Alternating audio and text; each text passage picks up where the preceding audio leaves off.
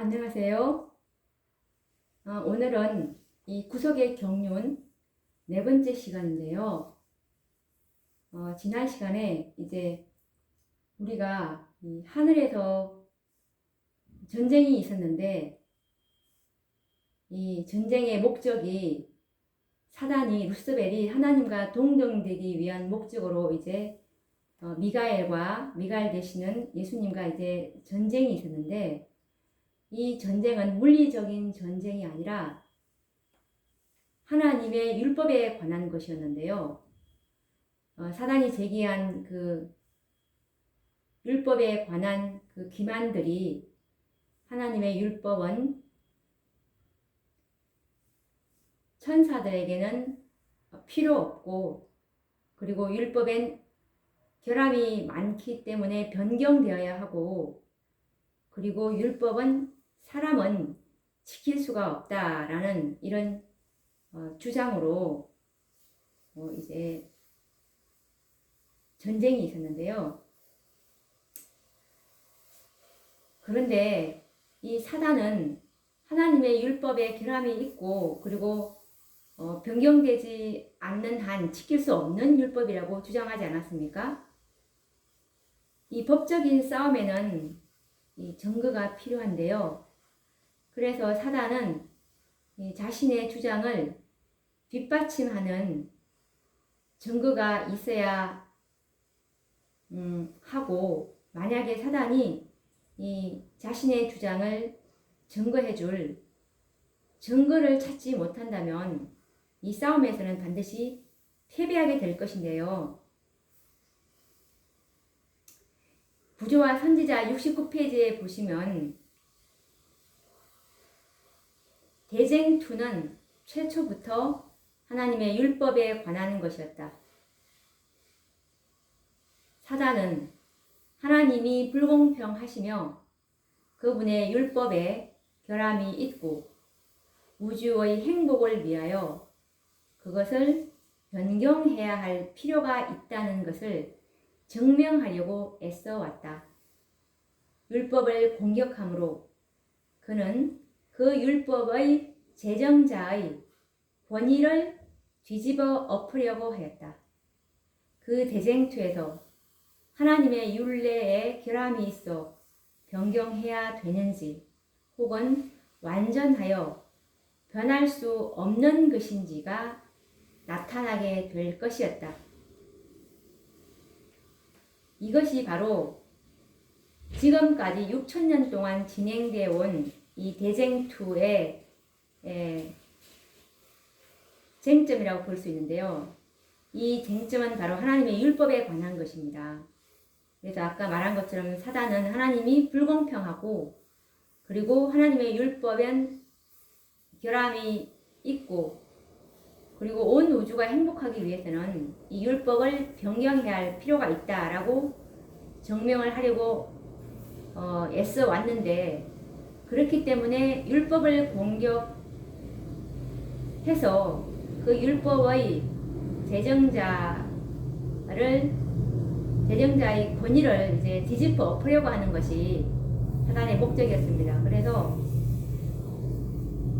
이 대쟁투의 끝은 바로 하나님의 율법은 완전해서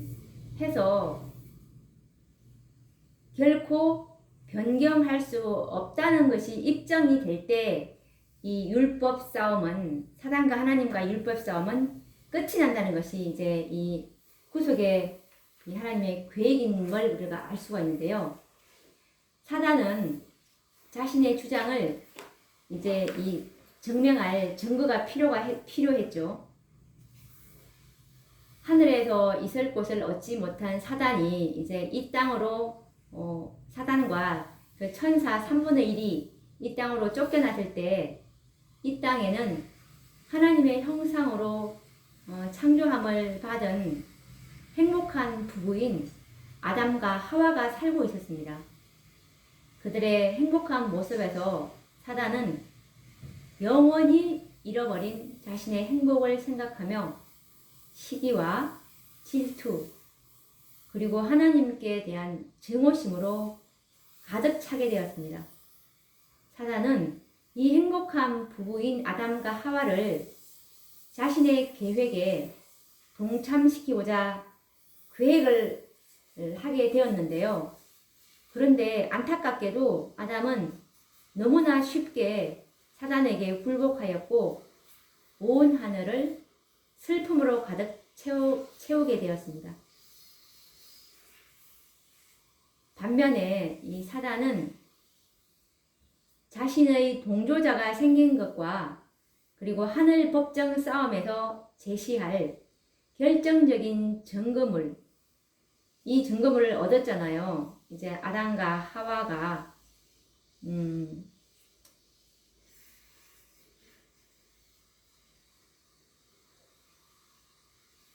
선악과를 이제 먹음으로 인해서 이제 동조자를 얻지 않았습니까? 이것이 바로 이 결정적인 증거물인데요. 하나님께서 분명히 하나님의 말씀, 하나님의 율법은 그것을 먹는 날에는 정령 죽으리라 라고 이렇게 했는데 그 율법을 지키지 않았기 때문에 결정적인 증거물이죠. 그래서 이 결정적인 증거물을 얻었기 때문에 참으로 기뻐 날뛰게 되었습니다. 이것에 관련된 증언의 말씀은 초기문집 148에 나와 있는 말씀인데요. 하와에 대한 그의 사랑이 너무도 강렬했기 때문에 여기서 그는 아담이죠. 그는 심한 절망 가운데서 하와와 운명을 같이 하기로 결심하였다. 그는 과일을 받아서 재빨리 먹었다. 사단은 이 광경을 보고 기뻐서 어쩔 줄 몰라 했다. 그는 하늘에서 반역했고 그 일에 그를 따르고 사랑하는 동조자들을 얻었다 라는 말씀입니다. 사단은 이렇게 해서 이제 하나님을 반역하는 일에 동조자를 얻게 되었는데 곧 아담이었죠. 사단은 동조자를 얻은 즉시 하늘에 올라가서 아담의 범죄를 들어서 하나님의 율법은 기람이 있고 지킬 수 없는 증거라고 주장을 하게 되었습니다. 이것은 시대의 소망 117페이지에 나와 있는데요. 사단은 하나님의 율법은 불공평하고 순종할 수 없다는 증거로서 아담의 범죄를 가리켜 왔었다 라는 말씀이죠. 슬프게도 아담은 범죄함으로 사단의 증인이 되고 말았습니다. 아담의 범죄는 하늘을 매우 난처하게 하였는데 그 까닭은 이 하나님의 보좌인 이 율법은 곧 자비와 공의로 구성되어 있는데요. 사단은 이 자비와 공의가 공존한다는 것은 정말 불가능하다라고 주장해 왔기 때문입니다. 우리가 시편 97장 1절 말씀을 보시면 하나님의 보좌의 기초는 의와 공평이라고 나와 있지 않습니까? 그리고 시대의 소망 761페이지 말씀에도 대쟁투어의 초기에 사단은 하나님의 율법은 순종할 수 없으며 공의가 자비와 조화되지 않으므로 율법을 파기하지 않고는 죄인이 용서받을 수 없다고 선언했다라고 말씀하고 있습니다. 사단은 아담을 범죄하게 만들므로 이 율법의 기초인 공의와 자비의 공존이 불가능하다는 사실을 입증한 셈이죠. 그러면 율법이 요구하는 공의는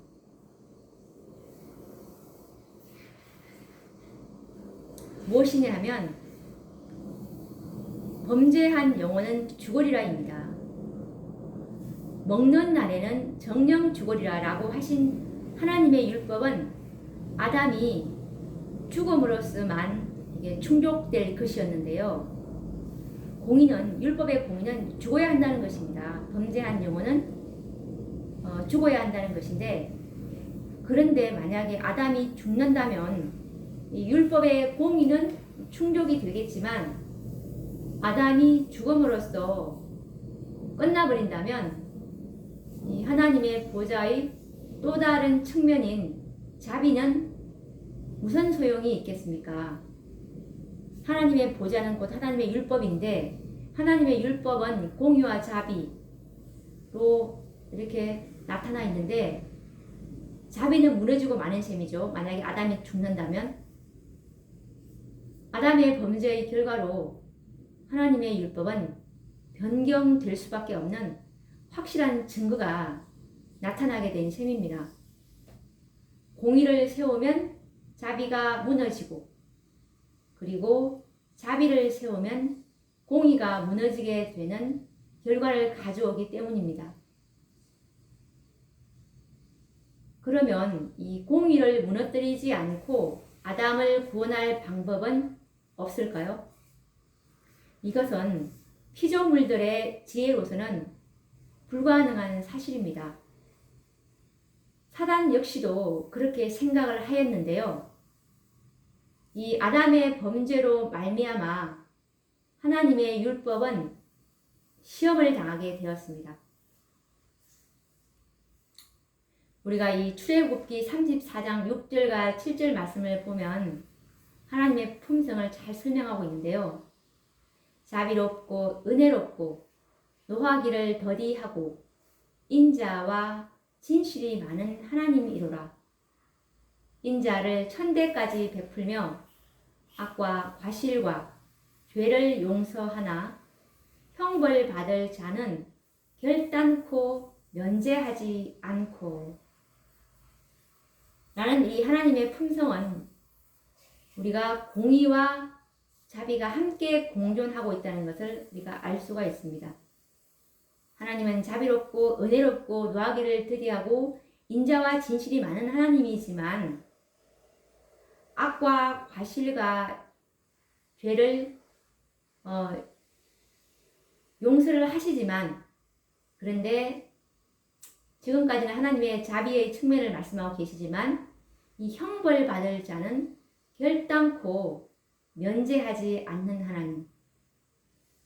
정말 이런 하나님의 품성을 우리가 깨달을 수가 있는데요. 공의를 무너뜨리지 않고 아담을 구원하는 일이 어떻게 가능할까요? 하늘 정보의 기초가 되는 율법을 무너뜨리지 않고 범죄한 아담을 구원하기 위해서 하늘에서는 이제 비밀회의가 열렸는데요. 범죄한 아담에게 어떻게 공의와 자비, 형벌과 구원을 동시에 충족시킬 수 있을 것인가? 이것이 어떻게 가능할까? 이것을 위한 의논을 성경에서는 평화의 의논이라고 스가랴서 6장 13절 말씀에 나와 있는데요. 이 두 사이에 평화의 의논이 있으리라 라는 이 말씀에서 이 두 사이에 이 둘은 아버지 하나님과 바로 예수님, 이 사이의 의논을 평화의 의논이라고 성경은 말하고 있습니다. 어떻게